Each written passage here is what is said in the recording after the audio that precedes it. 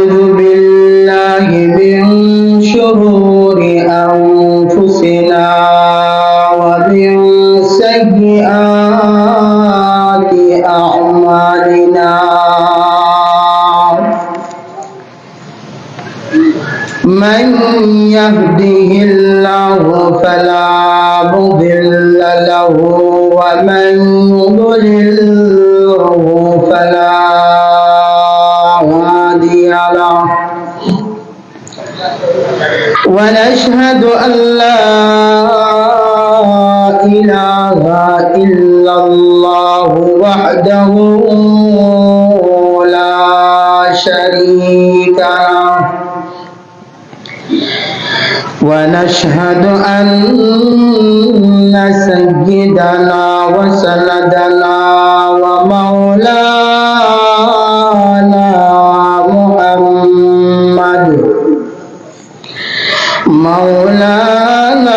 محمدا عبده ورسوله أرسله الله تعالى بالحق بشيرا ونذيرا وداعيا إلى الله بإذنه وسراجا منيرا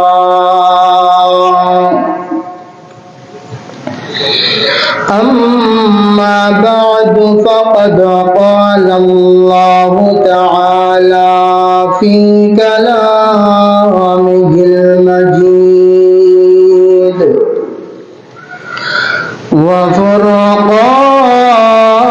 وفرقانه الحميد أعوذ بالله من الشيطان الرجيم بسم الله الرحمن الرحيم قل إن كنتم تحبون الله فاتبعوني يحببكم الله ويغفر لكم ذنوبكم والله غفور رحيم وبالسند المتصل على أنس بن مالك رضي الله تعالى عنه قال سيدنا رسول الله صلى الله عليه وسلم لا يؤمن أحدكم حتى أكون أحب إليه من والده وولده والناس أجمعين أو كما قال النبي عليه الصلاة والسلام اللهم صل على محمد وعلى آل محمد كما صليت على إبراهيم وعلى آل إبراهيم إنك حميد مجيد اللهم بارك على محمد وعلى آل محمد كما باركت على إبراهيم وعلى آل إبراهيم ইন্নাকা হামিদুম মাজিদ। বালাগাল উলা বিকামালিহি কাশাফাদ দুজা বিজামালিহি হাসনাত জামিউ খিসালিহি সাল্লু আলাইহি ওয়া আলিহি।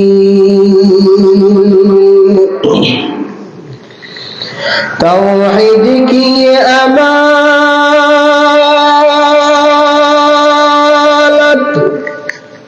सीनों में है हमारा, आसा नहीं मिटाना नामो निशान हमारा। बलगल उला बिकमालिही कशफद दुजा बिजमालिही हसनत जमिउ खिसालिही सल्लु अलैहि व आलिही। ला इलाहा इल्लल्लाह, ला इलाहा इल्लल्लाह, ला इलाहा इल्लल्लाह, ला इलाहा इल्लल्लाह मुहम्मदुर रसूलुल्लाह।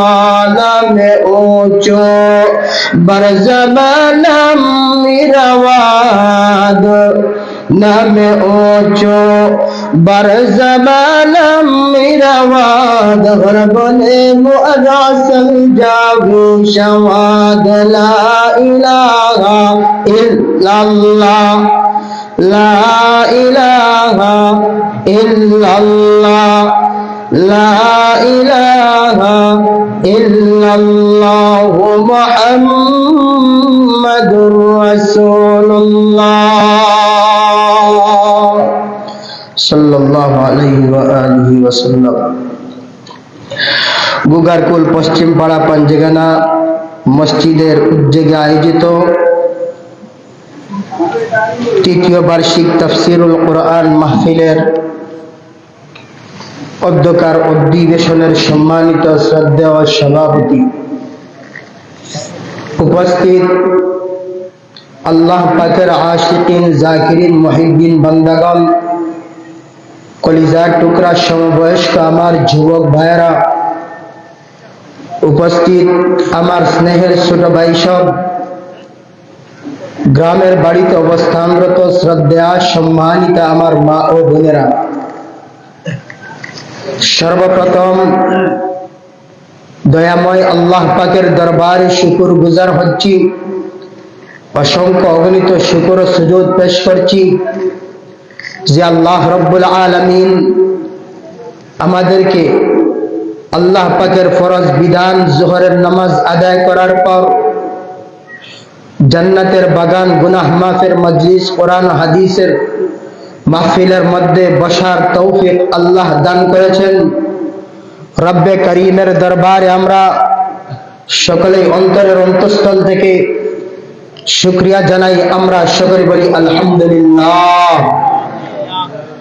আমি ধন্যবাদ জানাচ্ছি আমার অত্র এলাকার মুরব্বিয়ানে কেরাম এবং যুবক ভাইদেরকে, যারা অক্লান্ত পরিশ্রমের বিনিময়ে এই তাফসীর মাহফিলের আয়োজন করেছেন। আমি তাদেরকে ধন্যবাদ জানাই এই কারণে, আজ একবিংশ শতাব্দীতে ইহুদি খ্রিস্টানরা যুব সমাজের মাধ্যমে তাদের অপবিত্র অসভ্যতাগুলি, তাদের অপবিত্র কালচারগুলি মুসলমানদের সমাজের মধ্যে ছড়ালাভ করতে চায়। আমার গুগারকুল পশ্চিম পাড়া এলাকার যুবক বৃন্দ, মুরব্বিয়ানে কেরাম, একবিংশ শতাব্দীর ইহুদি খ্রিস্টানদের সেই ষড়যন্ত্রের মোকাবেলায় আল্লাহর কোরআনের তাফসীরের আয়োজন করে গোটা জাতিকে তারা জানিয়ে দিতে চায়, আমরা আল্লাহর জমিনের মধ্যে ইহুদি খ্রিস্টানদের সভ্যতা আমরা প্রতিষ্ঠিত করতে চাই না। তাফসীরুল কোরআনের মাহফিলের মাধ্যমে আল্লাহ এবং তার রাসূলের আদর্শ আল্লাহর জমিনের মধ্যে আমরা প্রতিষ্ঠিত করতে চাই। আমি তাদেরকে ধন্যবাদ জানাই। আল্লাহ মুরব্বীদের হায়াতের মধ্যে আল্লাহ বরকত দান করেন, যুবকদের হায়াতের মধ্যে আল্লাহ বরকত দান করেন, যুবকদেরকে দ্বীনের খাদিম হিসাবে আল্লাহ কবুল ও মঞ্জুর করেন। আমরা সকলেই বলি আমিন। প্রিয় ভাইরা আমার, আমি আমার বয়ানের শুরুতে সর্বপ্রথম মহান আল্লাহ পাকের শুকর আদায় করেছিলাম। কারণটা হলো, আজ আমরা এই যে নিরিবিলি পরিবেশের মধ্যে বসে আল্লাহ ও তার রাসূলের হাদিসের আলোচনা শুনতেছি, কোরআনের আলোচনা শুনতেছি, রাসূল কারীম সাল্লাল্লাহু আলাইহি ওয়াসাল্লামের পবিত্র জবানের আলোচনা শুনতে পেরেছি, শোনার জন্য বসেছি। এইরকম নিরিবিলি পরিবেশ, এইরকম নিরিবিলি পরিবেশে বসে আজ ফিলিস্তিনের মুসলমান, চেচনিয়ার মুসলমান, বসনিয়ার মুসলমান, আরাকানের মুসলমান, কাশ্মীরের মুসলমান, ইরাকের মুসলমান, আফগানের মুসলমান, ইয়ামানের মুসলমান, এইরকম নিরিবিলি পরিবেশের মধ্যে বসে কোরআন ও হাদিসের আলোচনা শোনার সুযোগ তাদের হচ্ছে না। আপনারা যারা মোবাইল চালান, প্রিন্ট মিডিয়া যারা পড়েন, আপনারা পত্র পত্রিকার মাধ্যমে, মোবাইলের মাধ্যমে, বিভিন্ন সংবাদের মাধ্যমে আপনারা জানতে পেরেছেন গোটা পৃথিবীর মধ্যে সবচাইতে বেশি নির্যাতিত, অবহেলিত, নিষ্পেষিত যেই জাতি, সেই জাতি হচ্ছে মুসলমান জাতি। আপনারা মোবাইলের মধ্যে খবর দেখেন, টেলিভিশনের মধ্যে খবর দেখেন, আপনারা দেখেছেন ফিলিস্তিনের মধ্যে ইসরায়েল কিভাবে ফিলিস্তিনিদেরকে হত্যা করতেছে। ছোট বাচ্চা সহ ধরে সর্বস্তরের মানুষকে ইসরায়েলরা হত্যা করতেছে। আমার প্রশ্ন হলো, এই পৃথিবীতে কি আল্লাহ মুসলমানদেরকে পাঠাইছেন মায়ের খাওয়ার জন্য? কথা বলেন না, মুসলমানদেরকে মার খাওয়ার জন্য আল্লাহ পাঠান নাই, বরং মুসলমানের 1400 বৎসরের ইতিহাস আপনারা পড়ে দেখুন। মুসলমানদের 1400 বৎসরের আগের ইতিহাস আপনারা অধ্যয়ন করেন। আজ থেকে 1400 বৎসরের ইতিহাস সাক্ষী, এই মুসলিম জাতি 313 জন মর্দে মুজাহিদকে নিয়ে হাজারো সৈন্যের, হাজারো কাফিরের বিরুদ্ধে মোকাবেলা করে বিজয়ের ঝান্ডা তাদের হাতের মধ্যে নিয়েছিল। বদরের ইতিহাস আপনাদের জানা আছে। 313 জন মুসলমান হাজারো সৈন্যের মোকাবেলায় বিজয় লাভ করেছিল। আপনারা জানেন, মাত্র 3000 মুসলমান সৈন্য মুতা প্রান্তরে লক্ষাধিক কাফিরের বিরুদ্ধে যুদ্ধ করে মুসলমানরা বিজয় অর্জন করেছিল। আপনারা জানেন আমরা মুসলমান হলাম সেই জাতি, যেই জাতি মাত্র 60 জন সৈন্য নিয়ে 60,000 সৈন্যের মোকাবেলা করে বিজয়ের মালা তাদের হাতের মধ্যে নিয়েছিল। আমরা মুসলমান হলাম সেই জাতি, যে জাতির ভয়ে গোটা দুনিয়ার কাফিররা থরথর করে কাঁপে কিনা জাত। আপনারা জানেন, ইতিহাস সাক্ষী, অমুসলমান আমরা কাদের উত্তরসূরি? আমাদের সাহাবায়ে কেরাম রিদওয়ানুল্লাহি আলাইহিম আজমাইনের জীবন আদর্শ পড়েন, জীবনী পড়েন। হযরত খালিদ ইবনে ওয়ালিদ রাদিয়াল্লাহু তাআলা আনহু, সাহাবীর নাম শুনেছেন তো আপনারা সবাই? কি নাম বলেছি? সাহাবীদের নাম মুখে উচ্চারণ করলেও সওয়াব আছে। হযরত খালিদ ইবনে ওয়ালিদ রাদিয়াল্লাহু তাআলা আনহু, যাকে আল্লাহর পয়গম্বর সাইফুল্লাহ উপাধি দিয়েছিলেন। কি উপাধি দিয়েছিলেন? যে বলেন সবাই বলেন, কি উপাধি দিয়েছিলেন? শেখ খালিদ ইবনে ওয়ালিদ রাদিয়াল্লাহু তাআলা আনহু হিরাক্লিয়াস বাদশাহর বিরুদ্ধে তিনি যুদ্ধের জন্য বের হয়েছিলেন। তাদের সেনা প্রধান ছিলেন হযরত আবু উবাইদা ইবনুল জাররাহ রাদিয়াল্লাহু তাআলা আনহু। যুদ্ধের ময়দানে যাওয়ার পূর্বে আবু উবাইদা ইবনুল জাররাহ রাদিয়াল্লাহু তাআলা আনহু খালিদ ইবনে ওয়ালিদ রাদিয়াল্লাহু তাআলা আনহুকে বলেছিলেন, ও খালিদ, হিরাক্লিয়াস বাদশাহ সে 60,000 সৈন্যের একটি বাহিনী প্রেরণ করেছে, অস্ত্রে সজ্জিত করে। ও খালিদ ইবনে ওয়ালিদ, তুমি এই 60,000 সৈন্যের মোকাবেলার জন্য তোমার কতজন সৈন্যের প্রয়োজন? আমার কথা ভালো করে বুঝবেন। 60,000 কাফির সৈন্যর মোকাবেলা করার জন্য ও খালিদ ইবনে ওয়ালিদ তোমার কতজন সৈন্যের প্রয়োজন? ইতিহাস সাক্ষী, আল্লাহর পয়গম্বরের সাহাবী হযরত খালিদ ইবনে ওয়ালিদ রাদিয়াল্লাহু তাআলা আনহু হযরত আবু উবাইদা ইবনুল জাররাহ রাদিয়াল্লাহু তাআলা আনহুকে বলেছিলেন, ও আবু উবাইদা ইবনুল জাররাহ, 60,000 সৈন্যের মোকাবেলা করার জন্য আমি খালিদ ইবনে ওয়ালিদ একাই যথেষ্ট। হযরত আবু উবাইদা ইবনুল জাররাহ রাদিয়াল্লাহু তাআলা আনহু বললেন, ও আল্লাহর পয়গম্বরের সাহাবী খালিদ, তুমি কেমন করে 60,000 সৈন্যের মোকাবেলা একা করবা? ভালো করে শুনেন, হযরতে খালিদ ইবনে ওয়ালিদ রাদিয়াল্লাহু তাআলা আনহু কি জবাবটা দিয়েছিলেন, ভালো করে শ্রবণ করবেন, শুনবেন। আল্লাহর পয়গম্বরের সাহাবী হযরত খালিদ ইবনে ওয়ালিদ রাদিয়াল্লাহু তাআলা আনহু আবু উবাইদা ইবনুল জাররাহ রাদিয়াল্লাহু তাআলা আনহুকে বলেছিলেন, ও আবু উবাইদা ইবনুল জাররাহ গো, আমি খালিদ ইবনে ওয়ালিদ হলাম মুসলমান, আর এই 60,000 কাফের সৈন্য এরা তো হলো কাফের, আমি মুসলমান, আমার দিলের মধ্যে রয়েছে লা ইলাহা ইল্লাল্লাহু মুহাম্মাদুর রাসূলুল্লাহ। আর ওই 60,000 কাফের সৈন্য তাদের দিলের মধ্যে আল্লাহর কালিমা নাই, আর আমার পয়গম্বর বিশ্বনবী মুহাম্মাদুর রাসূলুল্লাহ সাল্লাল্লাহু আলাইহি ওয়াসাল্লাম বলেছেন, মুমিনের দিলের মধ্যে আল্লাহ আছেন, মুমিন হলো জিন্দা, যার দিলের মধ্যে আল্লাহ আছে ওই দিলটা হলো জিন্দা, যার দিলের মধ্যে আল্লাহ নাই ওই দিলটা হলো মুর্দা। ও আবু উবাইদা ইবনুল জাররাহ, এই 60,000 কাফির সৈন্যের দিলের মধ্যে আল্লাহর জিকির নাই, আল্লাহ নাই, সুতরাং তারা হলো মুর্দা। আর আমি খালিদ ইবনে ওয়ালিদ মুসলমান, আমার দিলের মধ্যে রয়েছেন আল্লাহ, আমার দিলের মধ্যে রয়েছে আল্লাহর জিকির, আমি হলাম জিন্দা। আর একজন জিন্দা মানুষের জন্য 60,000 কেন, 60 লক্ষ কেন, 60 কোটি কেন, কোটি কোটি মুর্দার বিরুদ্ধে একজন জিন্দা মানুষ যুদ্ধ করাটা কোনো ব্যাপার না। কারণ মুর্দারা আর কি যুদ্ধ করবে? মুর্দা মানুষ কি যুদ্ধ করতে পারবে? খালিদ ইবনে ওয়ালিদ বলেন, ও খলিফা, ও আল্লাহর পয়গম্বরের সাহাবী আবু উবাইদা ইবনুল জাররাহ গো, এই সমস্ত 60,000 কাফির হল মুর্দা, আমি খালিদ ইবনে ওয়ালিদ হলাম একমাত্র জিন্দা, কারণ আমার দিলের মধ্যে রয়েছেন কে? জোরে বলেন, আরো জোরে বলেন, আল্লাহ আল্লাহ।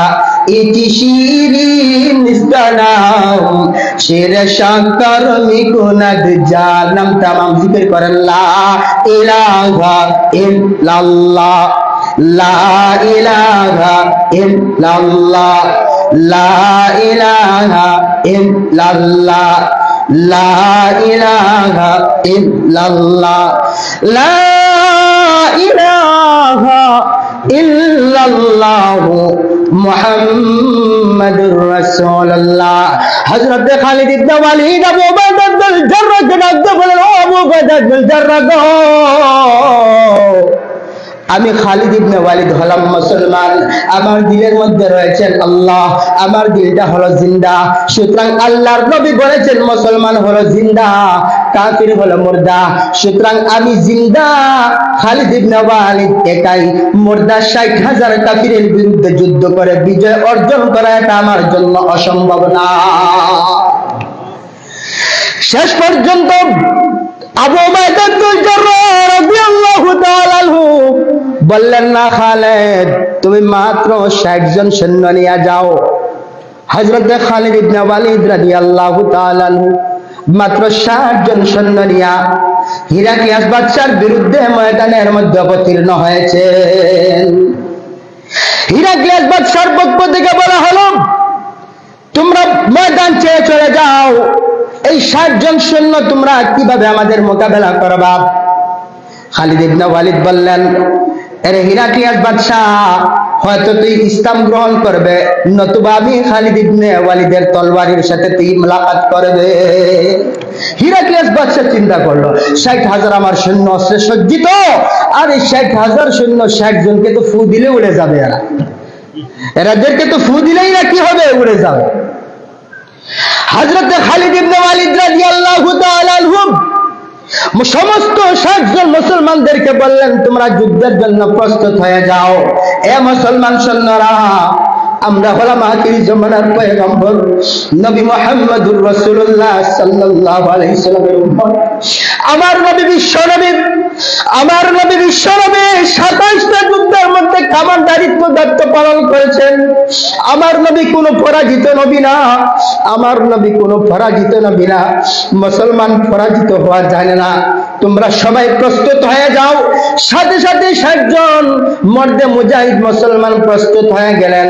1 ঘন্টার ভিতরে, কিছু সময়ের ভিতরে এই 60 জন মুসলমান হিরাক্লিয়াস বাদশার 10,000 সৈন্যকে কচুকাটা করে দিলেন।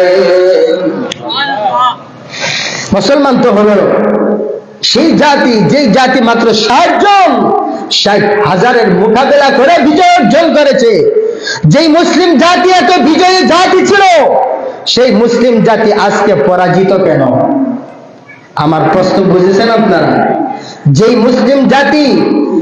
মুসলিম জাতি স্বল্প সংখ্যা, সামান্য সৈন্য সংখ্যা নিয়ে হাজারের বিরুদ্ধে, লক্ষাধিকের বিরুদ্ধে যেই মুসলিম জাতি বিজয়ের মালা অর্জন করেছিল, সেই মুসলিম জাতি আজ 200 কোটি মুসলমান থাকা সত্ত্বেও আজ সারা দুনিয়াতে আমরা মুসলিম জাতি পরাজিত, নির্যাতিত, নিষ্পেষিত।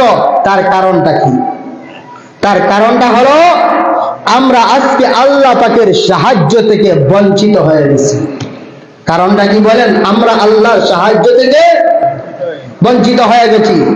মুসলিম জাতি যতদিন পর্যন্ত আল্লাহর পয়গম্বরের সুন্নাত মেনে চলেছিল, মুসলিম জাতি যতদিন পর্যন্ত আল্লাহর পয়গম্বরের আদর্শ মেনে চলেছিল, গোটা পৃথিবীতে মুসলমানরা রাজত্ব করেছিল। যেই দিন থেকে মুসলিম জাতি আল্লাহর পয়গম্বরের আদর্শ ছেড়ে দিয়েছে, মুসলিম জাতি সুন্নাত বর্জন করে দিয়েছে, মুসলিম জাতি আল্লাহর পয়গম্বরের তরিকা থেকে সরে গিয়েছে, সেই দিন থেকে মুসলমানদের লাঞ্ছনা, অবমাননা, অপদস্থতা, মুসলমান নির্যাতিত হওয়া শুরু হয়ে গেছে। মুসলমান জাতি যতদিন পর্যন্ত আল্লাহর পয়গম্বরের সুন্নাত থেকে দূরে থাকবে, মুসলমানরা বিজয় অর্জন করতে পারবে। তার প্রমাণ ইসলামের ইতিহাসে অন্যতম খলিফা ছিলেন খলিফাতুল মুসলিমিন আমিরুল মুমিনিন হযরত ওমর ইবনুল খাত্তাব রাদিয়াল্লাহু তাআলা আনহু। ভালো করে ঘটনা শুনবেন। একটা সুন্নতের কত মূল্য, সুন্নতের উপর চললে আল্লাহর পক্ষ থেকে যে সাহায্য আসে, তার নমুনা, তার ঘটনা আমি আপনাদের সামনে তুলে ধরছি। খলিফাতুল মুসলিমিন হযরত ওমর ইবনুল খাত্তাব রাদিয়াল্লাহু তাআলা আনহু, যিনি অর্ধ পৃথিবীর শাসনকর্তা ছিলেন। সুবহানাল্লাহ বলবেন না? খলিফাতুল মুসলিমিন হযরত ওমর রাদিয়াল্লাহু তাআলা আনহুর সময়ে মুসলমানদের একটি জামাত, একটা দল ইরাক আর ইরানের মধ্যবর্তী একটা জায়গার মধ্যে তারা কাফিরদের বিরুদ্ধে যুদ্ধ করার জন্য গেলেন। দীর্ঘ 1 মাস পর্যন্ত ওই শহরটা তারা অবরোধ করলেন, যুদ্ধ করলেন, কিন্তু শহরটা তারা বিজয় করতে পারলেন না। মুসলমানরা আশ্চর্য, কি বিষয়, 1 মাস হয়ে গেল, আমরা এখনো পর্যন্ত একটা শহরকে বিজয় করতে পারলাম না, কাফিরদের কাছ থেকে ছিনাই আনতে পারলাম না, কাফিরদের কাছ থেকে আমরা ছিনিয়ে নিতে পারলাম না। কারণটা কি? ওই মুসলমানদের কমান্ডার যিনি ছিলেন, তিনি খলিফাতুল মুসলিমিন হযরত ওমর রাদিয়াল্লাহু তাআলা আনহুর কাছে চিঠি লিখে পাঠাইলেন, খলিফাতুল মুসলিমিন ওমর গো, 1 মাস হয়ে গেল, এখনো পর্যন্ত আমরা শহরটা দখল করতে পারলাম না। খলিফাতুল মুসলিমিন হযরত ওমর ফারুক রাদিয়াল্লাহু তাআলা আনহু ওই চিঠিটা পাওয়ার পর তিনি উল্টা আরেকটা চিঠি ওই মুসলিম কমান্ডারের কাছে পাঠাইয়া দিলেন। সেখানের মধ্যে তিনি লিখলেন, ও মুসলিম কমান্ডার, তোমরা তালাশ করে করে দেখো এই জিহাদের ময়দানে, জিহাদের সফরের মধ্যে তোমরা আল্লাহর নবীর কোন একটা সুন্নাত ছেড়ে দিয়েছো। এই নবীজির একটা সুন্নাত ছাড়ার কারণে আজ 1 মাস হয়ে গেল তোমাদের উপর আল্লাহর সাহায্য আসতেছে না। রাসূলুল্লাহর কোন একটা সুন্নত তোমরা ছেড়ে দিয়েছো, যে সুন্নতটা ছাড়ার কারণে আজ 1 মাস থেকে যুদ্ধ করেও তোমরা কাফিরদের বিরুদ্ধে বিজয় লাভ করতে পারতেছো না।